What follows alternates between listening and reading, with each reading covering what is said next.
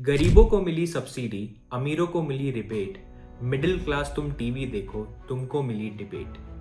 मोदी जी 3.0 का पहला बजट आ चुका है एंड एज एक्सपेक्टेड आपकी सारी सेविंग्स खींचने के बाद में अब सरकार की नजर आपकी सेविंग्स पे।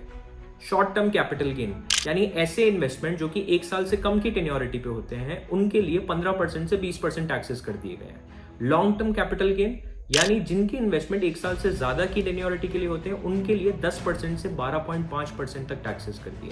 साथ ही साथ में STT सिक्योरिटी ट्रांजैक्शन टैक्स जो कि FNO ट्रेडिंग पे होते हैं उसमें 0.02% से 1% पे बढ़ा दिए गए हैं और इसका असर आपको लास्ट वीक के स्टॉक मार्केट पे भी दिखा था।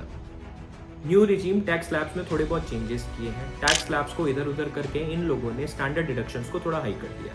पहले 50,000 हुआ करता था, वो 75,000 बढ़ा दिया गया है। लेकिन स्टैंडर्ड डिडक्शन होता क्या है? स्टैंडर्ड डिडक्शन ऐसा अमाउंट होता है जो कि आपकी टैक्सेबल इनकम में काउंट नहीं होता है, वो बढ़ चुका है, लेकिन मैक्सिमम टैक्स बेनिफिट अब आपको 17,500 रुपए ही मिलेगा। As a result of these changes, a salaried employee in the new tax regime stands to save up to 17,500 rupees in income tax. वहीं पर फॉरेन कंपनी एंड इन्वेस्टर्स को बढ़ावा देने के लिए फॉरेन कंपनी टैक्स 40% से 35% कर दिया।